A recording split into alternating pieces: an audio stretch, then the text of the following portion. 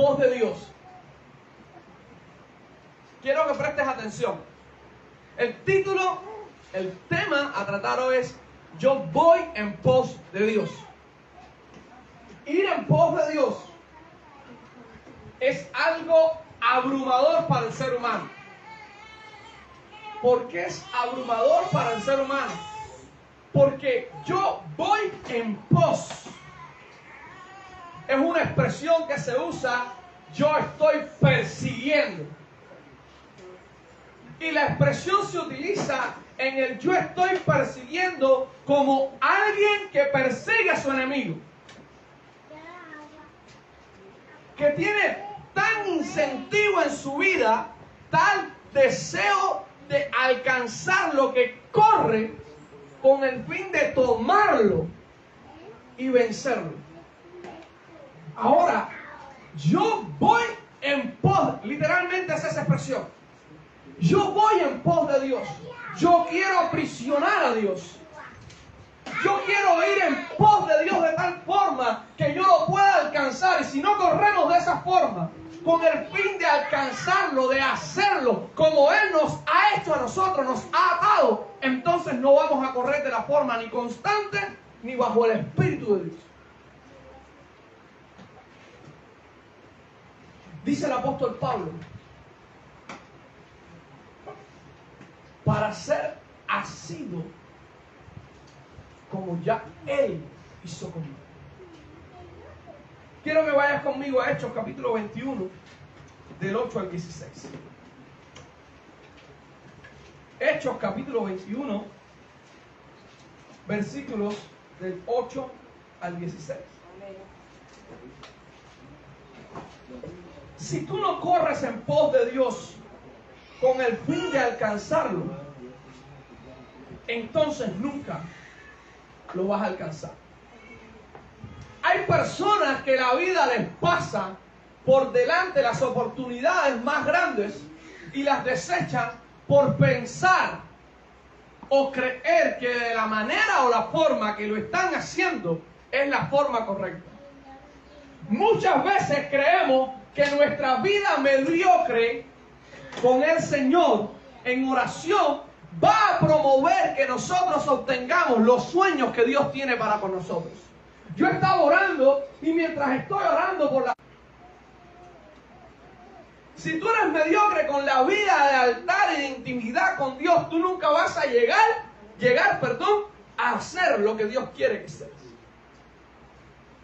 Si tú eres mediocre con el llamamiento que Dios te ha hecho, nunca vas a poder alcanzar la estatura del varón perfecto. Porque Cristo en ningún momento fue mediocre con lo que le fue asignado. Jesucristo tenía 12 años.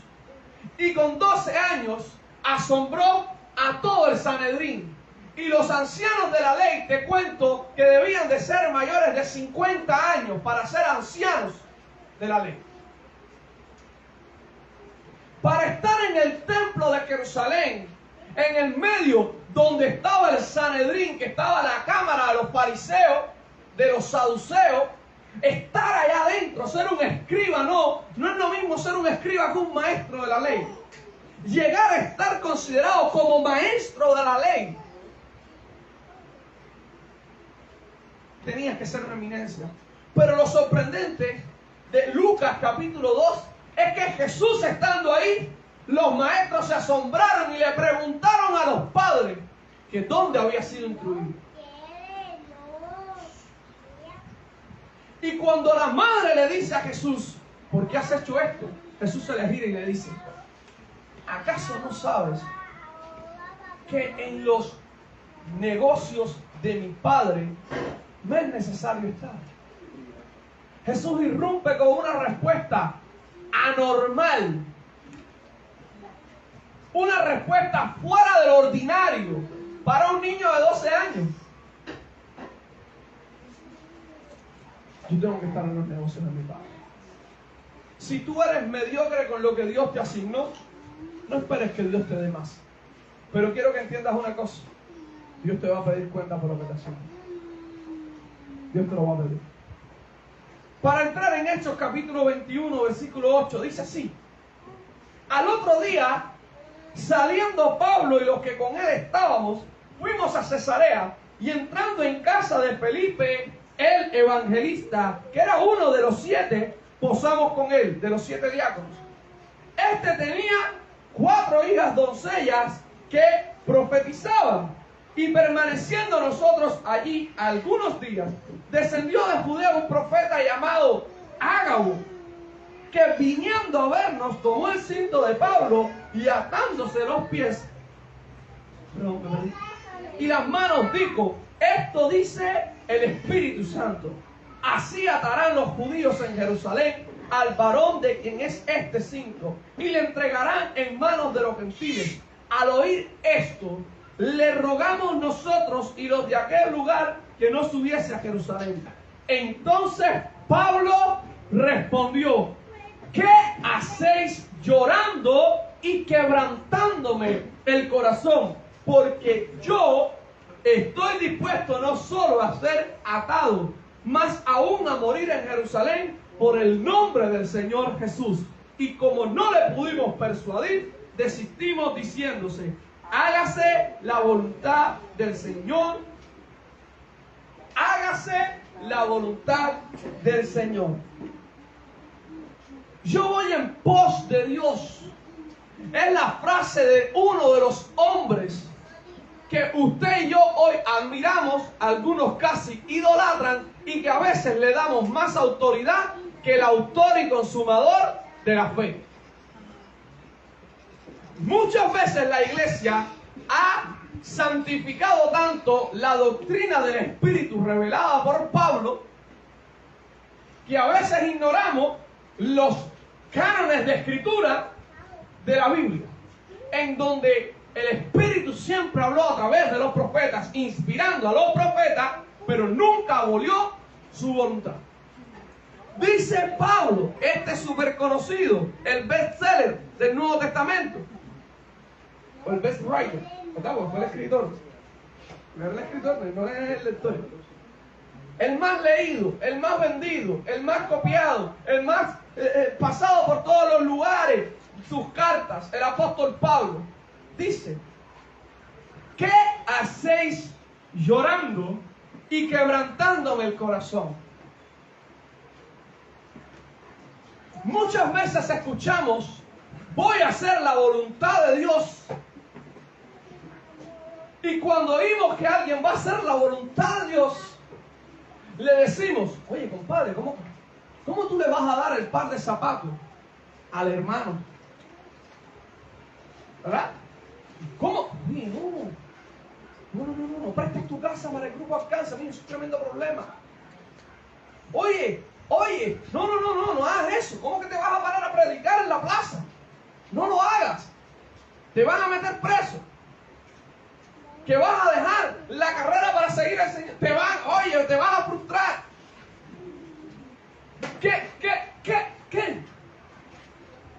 ¿Qué hacéis llorando y quebrantándome el corazón? ¿Qué haces quebrantándole el corazón a Jesús? ¿Por qué en vez de hacer la voluntad del Rey, en vez de correr en pos de Él, te limitas solamente a decir que crees en Él? Yo voy en pos de Dios. No solamente estoy dispuesto a ser atado, dice Pablo, sino además de ser atado, a morir por causa del nombre de Jesús.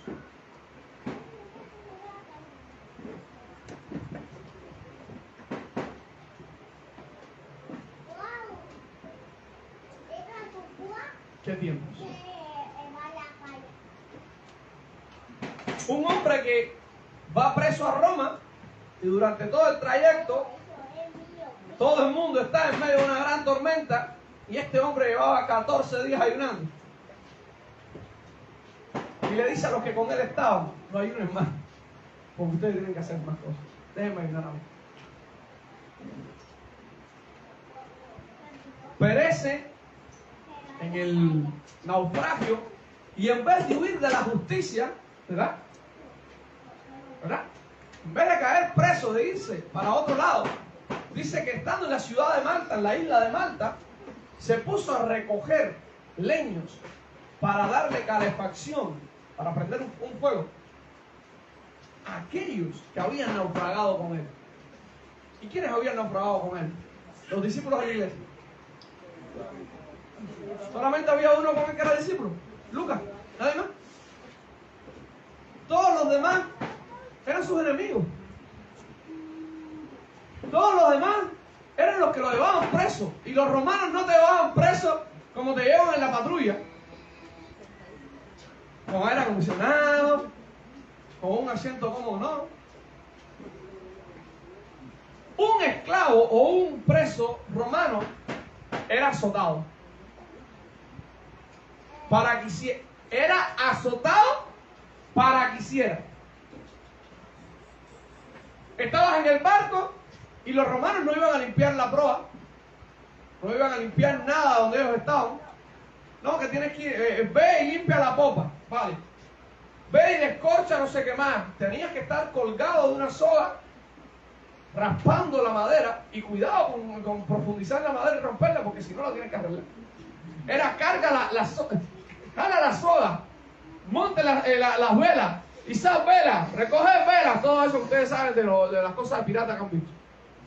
Todo eso lo hacían los presos. Los romanos no hacían nada de eso. Y Pablo, cuando cae preso en el naufragio, no salió huyendo, porque le era impuesto por el Señor ir a Roma.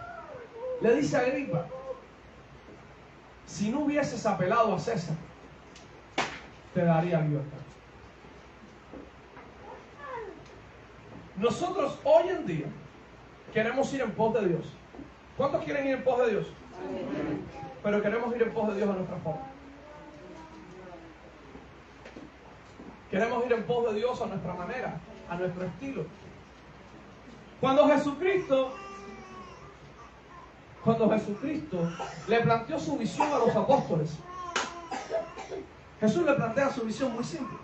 Jesús no le dijo: esta es la visión, esta es la misión, estos son los pasos, así tienes que orar. Jesús no le dijo nada de eso. Jesús le dijo: pasando por el mar de Galilea, vio a dos pescadores que estaban arreglando las redes. Y le dijo: venid en pos de mí y os haré pescadores de hombres. Inmediatamente estos, soltando las redes, le siguieron.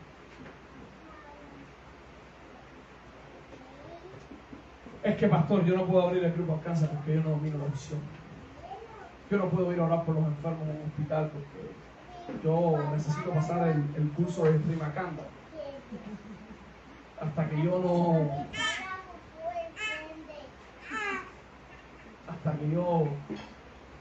Es que yo quiero ir en pos de Dios. Y tú los escuchas orando: Señor, úsame. Y Dios diciendo: ¿tienes el enfermo al lado?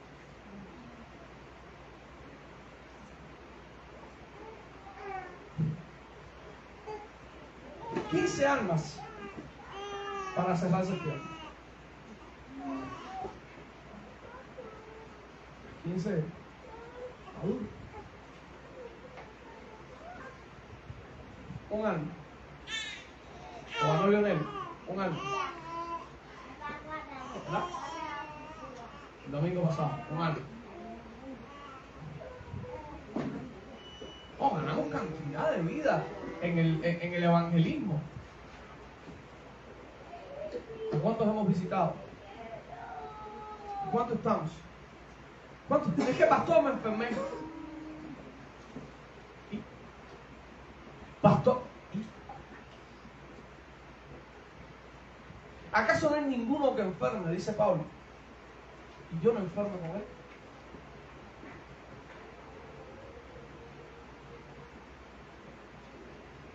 Aún me gastaré y gastaré todo lo que tengo, quemando más sea más o menos. Esa es mi frase. Es de Pablo, pero eso no es. Pero me sorprende cómo hoy en día todo el mundo mira algo sin pagar un precio. Estábamos este viernes en la plataforma profética y mientras estábamos orando, a mí me daba picazón, porque estábamos ahí Y habían unos cuantos nuevos, la mayoría, pero los otros que estaban ahí, yo estuve a punto de preguntarle, ¿estás dormido? ¿Tienes sueño? ¿No tomaste café? Y a veces estoy aquí en la alabanza, y gloria a Dios por lo que sucedió hoy, por el Espíritu Santo. Pero a veces me preocupa si realmente los domingos tú no estás desayunando antes de venir, porque voy a tener que montar la cafetera de verdad, para ver si puedo ponerte la justificación de que ya tomaste café, allá afuera hay café, adora a Dios, alaba al Señor.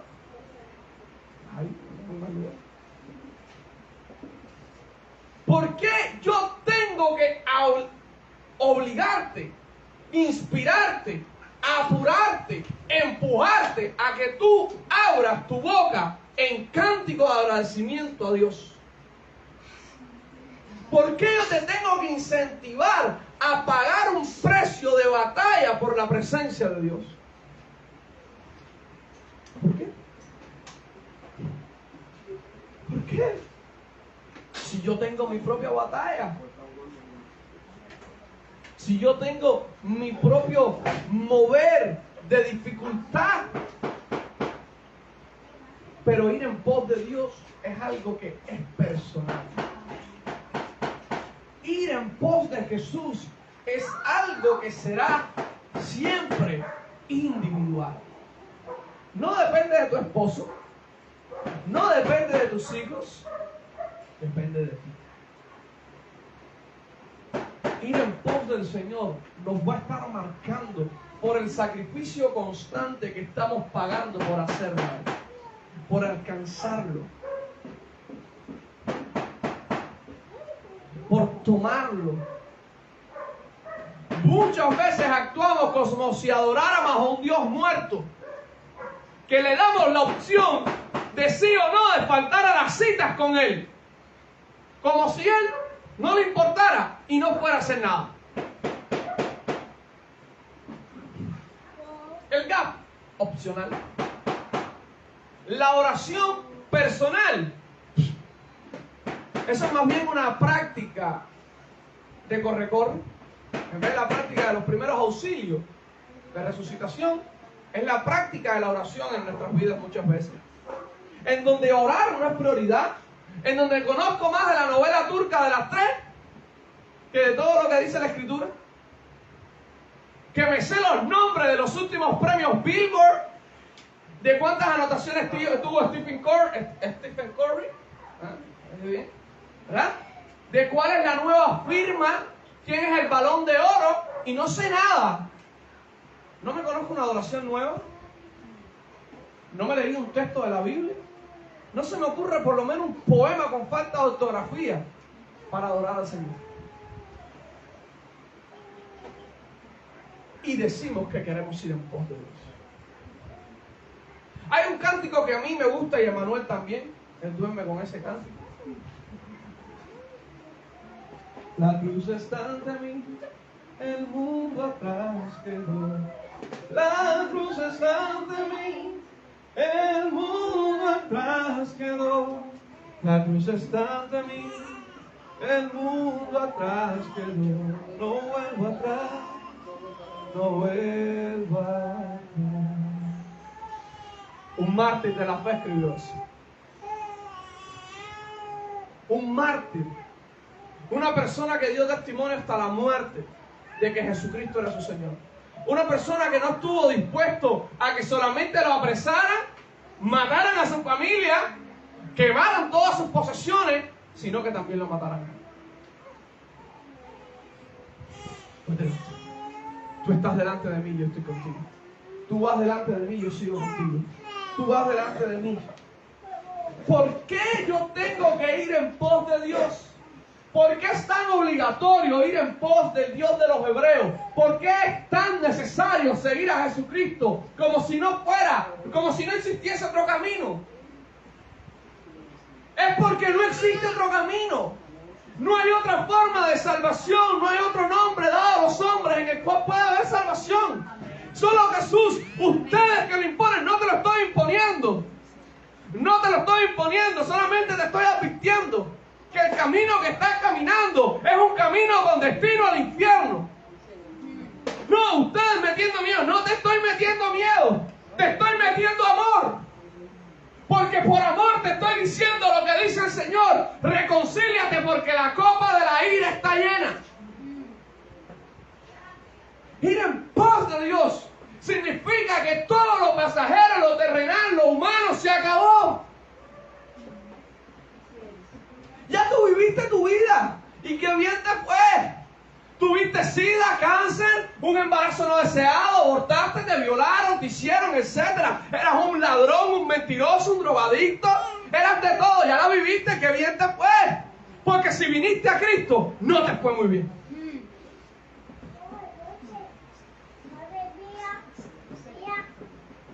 Si tú viniste a Cristo, no te iba muy bien. O entendiste que junto a Él te iría mejor. Pero te lo puedo asegurar, cuando se te desvela la presencia, cuando tú lo conoces cara a cara, te das cuenta de que tú eres lo más malo de este mundo comparado con Él. No hay ninguna bondad en nosotros. No hay ningún bien en nosotros cuando lo miramos a Él.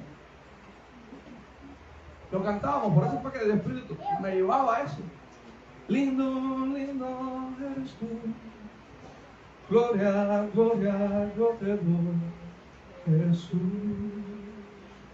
Si las personas entendieran la belleza del Rey. La belleza del Rey no radica en la hermosura del físico. La belleza del Rey radica en todo lo que hay en Él para salvarte a ti. La belleza del Rey está en su gloria, de tal forma que se manifiesta que cuando tú la comprendes, cuando tú eres impactado por ella, se te pega. Y las personas te comienzan a ver diferente. Tú eras el más feo del barrio, el Malvino Fortuna. Y de momento, la gente te dice, ¿qué te pasó? Tú no has hecho nada, no te has cortado el pelo, no te has arreglado, saliste despeinada. Y dices, ay, estoy despeinada. No, te veo diferente. Estás como radiante. Porque la gloria del Señor hermosea. Ir en pos de Jesús es seguir el destello de su gloria hasta que la abraces a Él. Hay tres aspectos que el Espíritu Santo me daba de por qué debemos ir en pos de Él. Primero, entendiendo la naturaleza de nuestro llamado. Tienes que seguir al Señor porque tú fuiste rescatado de las tinieblas para anunciar las virtudes de Él. Porque si tú no caminas en pos de Él, entonces tú no eres anunciador de las virtudes. Tú te conviertes en un enemigo de sus virtudes. ¿Por qué? Porque la virtud es el precio. Lo vimos en Cultura de Hombre. Sinónimo de virtud es poner precio. Precio. Yo te veo como virtuoso. Tú tienes un precio de bonachón, de buena gente. Tú eres una persona inteligente. Hay una virtud, la inteligencia. Yo pongo precio, yo pongo valor de tu inteligencia. Y así con todas las virtudes. Es ponerle el valor de las virtudes de Cristo. Es entender el por qué Jesús me llamó. Primera de Pedro capítulo 2 versículo 9 dice: mas vosotros sois linaje escogido, nación santa, real sacerdocio, pueblo adquirido por Dios, para anunciar las virtudes del que os tomó de las tinieblas y os trasladó a su luz admirable. ¿Para qué? Para anunciar sus virtudes. Porque tú tuviste un traslado. Si tú eres del Rey, tú no te puedes quedar callado. Si tú eres real sacerdocio, tú no te puedes quedar callado. Ayer escuchaba una frase y me impactó la frase. Jamás se trató de ti, siempre fue de Él. Jamás se trató de ti. Yo recuerdo mis oraciones en el principio. Cuán miserable soy, Señor, ayúdame, cuán pecador, te necesito. Y todo se trataba de mí. Todo se trataba de cuánto yo necesitaba a Dios. Y esa es la oración de un neófito. Esa es la oración de un nuevo convertido. Es un bebé. El bebé llora para que le den la teta. Se trata de él. El bebé llora para que lo cambien. Se trata de él. El bebé llora para que lo duerma. Se trata de él. Pero cuando el bebé madura, cuando deja de ser ya un bebé, comienza a actuar como un niño, y ya viene la parte en donde le dice: papá, ¿cómo te puedo ayudar? Mamá, ¿qué puedo hacer por ti? ¿En qué puedo? Déjame cocinar. Tú sabes que no puede, no llega ni a la cena, pero él quiere hacerlo. Porque el bebé dejó de ser bebé, un niño se convirtió de poco a poco en un adulto, y de momento es un anciano, y ya nada se trata de él. Porque los padres, ya nada se trata de ellos, todo el tiempo se trata de los hijos. Ya los esposos, ya nada se trata del esposo, se trata de la esposa. Ya de la esposa, ya nada se trata de ti, se trata de tu esposo. Lo primero es entender la naturaleza de nuestro llamado. Ya nada se trata de nosotros, ni de tus sueños, ni de tus metas, ni de tus anhelos, ni de tus necesidades. Nada se trata de ti, todo se trata de Él. Ir en pos de Dios es caminar entendiendo la naturaleza de tu llamado. Es que yo tengo necesidad, Él lo sabe. Él te ha dicho y te ha dado promesa para que descanses en Él. Yo te sustentaré. Es que yo estoy enfermo, Él lo sabe. No se trata de ti, se trata de Él. Se trata de cuánto confías en Él. Se trata de que aún enfermo en el cuerpo, cuánto estás dispuesto a confiar en Él en el Espíritu para la sanidad de tu cuerpo. Se trata de Él. Segundo aspecto, fijar la meta en Jesús. Muchos terminan descarriados porque su meta está en cualquier otro lado. Muchos hoy han abandonado el llamado, la gracia y la asignación de lo que Dios les dio por dejar de mirar al autor y al consumador de la fe. Dice Hebreos capítulo 12 versículo 1: teniendo tan grande nube de testigos, despojémonos ahora del peso del pecado que nos asedia. Puestos los ojos en Jesús, autor y consumador de la fe.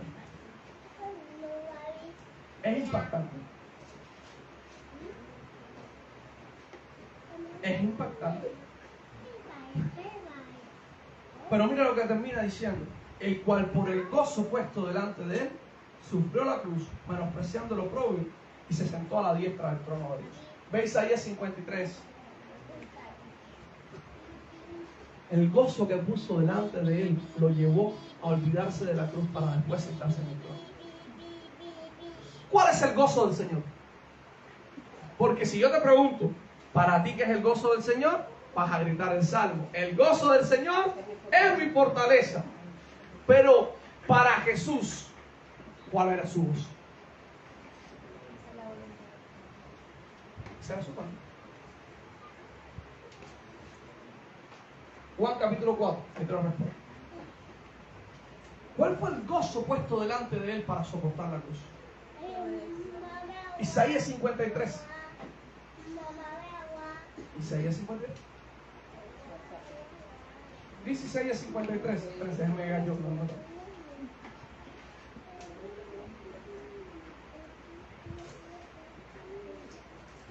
Versículo 11. Versículo 11. ¿Ya? Dice: verá el fruto de la aflicción de su alma y quedará. Por su conocimiento justificará a mi siervo justo a muchos y llevará las iniquidades. Jesús conocía este texto. Jesús sabía lo que hablaba del varón de dolores, la profecía.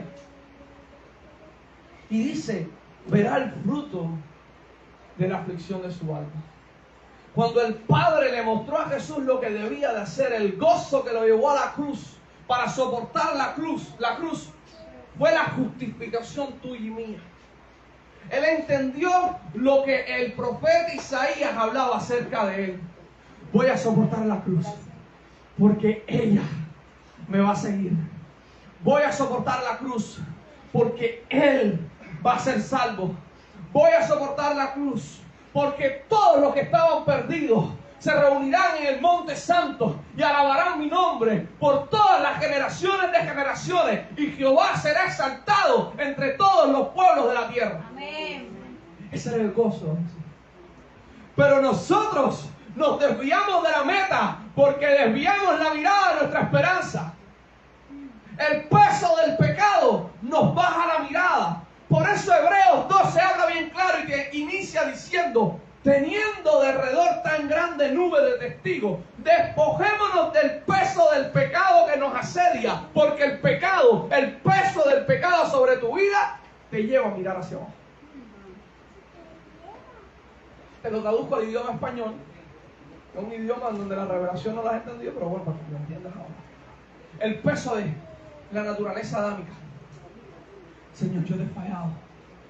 Señor, si tú quieres, si tú puedes, escucha mi oración.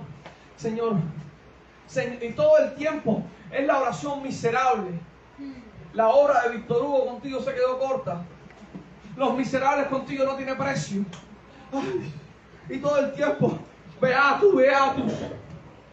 Santo yo, pecador. No, perdón, pecador, pecado. Cambié el nombre. Pecador, pecador, pecador yo. Pecador, pecador, pecador. Y, perdóname. Porque ese es el peso de la religión. Ese es el peso del pecado, que todo el tiempo te lleva a tener la cabeza como si fueras un avestruz, como si tuvieras literalmente un collarín de esos que te amarrara aquí, como los presos de la antigüedad. Los esclavos en la antigüedad tenían un cuello, un cinturón de cuello. Eso que los que han visto Juego de Tronos, que les amarraban el cuello a los dos pies y a las manos. Que el caminar levantando la cabeza les era imposible. Caminaban así. Porque si hacían esto, eran jalados hacia abajo. Era más fácil amarrarlos al cepo por el cuello. Era más fácil amarrarlos para golpearlos por el cuello. Por eso dice Hebreos, porque en la Biblia todo tiene su origen. Despójense del peso. Ese pecado que te está asediando y que te está haciendo bajar la vista. Puestos los ojos en Jesús. Cuando tú miras todo el tiempo hacia Jesús, autor y consumador de la fe, caminas diferente. Porque las personas desde la tierra te van a ver como un tipo orgulloso. Este se cree cosas, chicos. Mira eso, qué ridículo. Todo el tiempo que Dios, que Dios, que Dios.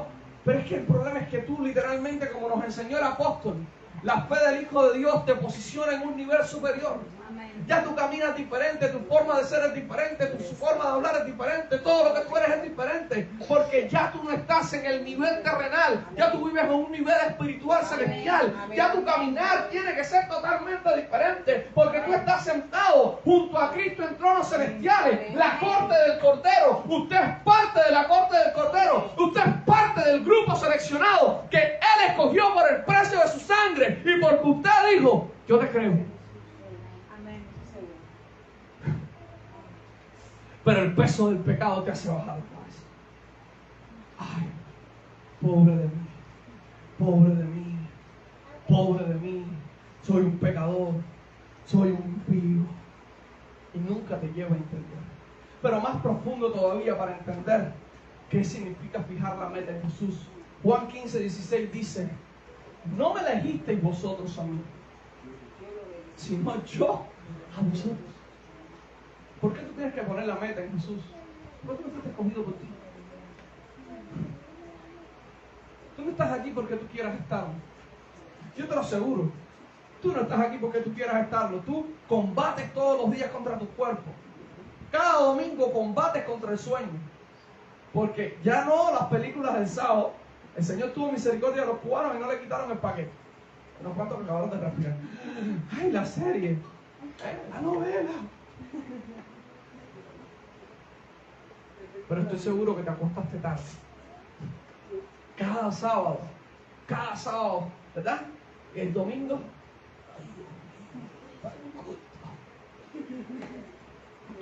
Ay, Señor, tengo que lavar. Y tienes que batallar con el que tienes que hacer, con el que tienes que encontrar. Y todos los días batallas contra tu cuerpo. Pero no solamente eso, estás en Cristo caminando en santidad y batallas con él. Se te va la mirada. Los mensajes que no necesitas escucharlos. La extensión de la mano que te tienes que amarrar. Lo que vas a responder que te tienes que morder la lengua para poder agradar al cielo. Pero no porque tú fuiste bueno, sino porque Él te llamó bueno. No porque tú eres santo, porque Él te hizo santo. Pero lo peor de todo esto es que este pueblo muchas veces, de labios la lava, a su corazón está bueno. Cuando tú fijas la meta en Jesús, ya tu corazón está bueno. Porque sabes que lo que Él quiere hacer es lo que tú deseas hacer. Por eso la reprensión del profeta. Los que están en la carne se quieren ir. Los que están en el deseo carnal humano están, ay Dios mío, de hombre.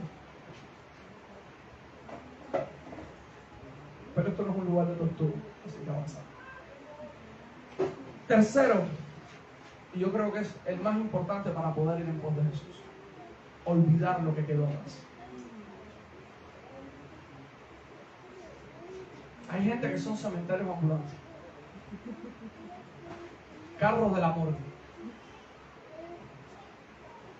andan con pestilentes espiritualmente hablando, porque tienen a la tatarabuela que un día les hizo el daño y están en Cristo y no perdonan. Otros que su ministerio ha caído en picada porque sencillamente se han olvidado de lo que Jesús les mandó hacer. Otros que prefieren la comodidad antes que entender que nuestra comodidad será en el cielo. En la tierra, dice el apóstol Pedro, somos peregrinos. No conozco un peregrino que esté cómodo. Aun cuando tengas todo en tu casa, aun cuando tengas el último colchón, el king, no sé qué versión de colchón tengas, no importa el colchón, no importa. El que no tiene muelle, ese sí que no te despierta en la madrugada por un mal movimiento, ¿verdad? No importa. Nuestra herencia de comodidad, y dice, y entrarán en mi descanso, en el libro de Hebreos, es solamente en el cielo. Cuando nosotros entendemos que tenemos que olvidar lo que queda atrás, nos da la oportunidad de extendernos a lo que Dios quiere hacer. Nos da extendernos a lo eterno. Muchas veces pensamos que Dios ya terminó, que lo que Dios hizo era hasta aquí, que todo está limitado a nuestra mente finita. Pero ir en pos de Dios es ir en pos de lo más de Dios, es ir en pos de lo que Dios quiere hacer, de lo que Dios está hablando, de lo que Dios está transmitiendo por su Espíritu a nosotros. El cumplimiento de toda su palabra acerca de Jesucristo está cerrado. Acerca de la redención está cerrado. Todo está cerrado. Pero acerca de los beneficios de lo que Dios puede hacer contigo para salvar a otros, se está escribiendo. Se está escribiendo. El libro de los Hechos te lo demuestra. El libro de Hebreos te lo demuestra. Todo un pabellón de algunos y dice, y sí, y sí. No pueden. Porque habría que hablar de tantos gigantes. Y eso lo escribió el autor de Hebreos, solamente describiendo a los hebreos.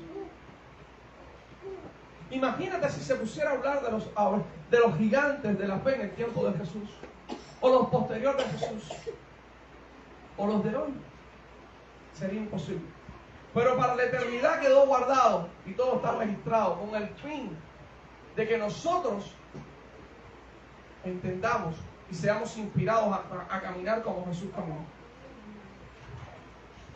¿Por qué ir en pos de Dios? Isaías 53:6 dice: todos nosotros nos descarriamos como ovejas, cada cual se apartó por su camino, mas Jehová cargó en Él el pecado de nosotros. Si no lo vas a hacer por fe, entonces sale en agradecimiento. Porque tú y yo estábamos descarriados. Y Jesús nos trajo al redil. Nosotros éramos ovejas perdidas y Él nos encontró. Aunque tú vengas de un hogar cristiano, aunque tú vengas de una super iglesia santa, super casto, super puro, eras un vil pecador, tal vez no rejuegado, pero sí mirado de boca.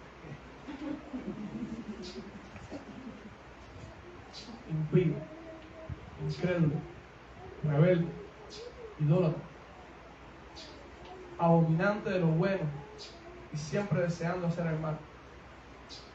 Mas Jesús murió por ti y por mí. Mas Jesús pagó el precio. Mas Jesús nos hizo aceptos en Él. Mas el Padre ahora no nos está viendo con nuestra naturaleza caída, sino con la naturaleza redimida de Cristo. Filipenses 1, del 20 al 21, dice el apóstol Pablo. Porque para mí,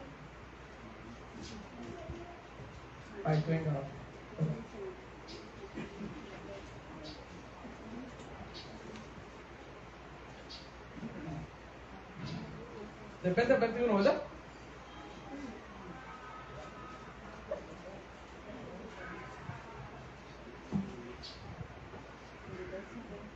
Filipenses 1, del 20 al 21.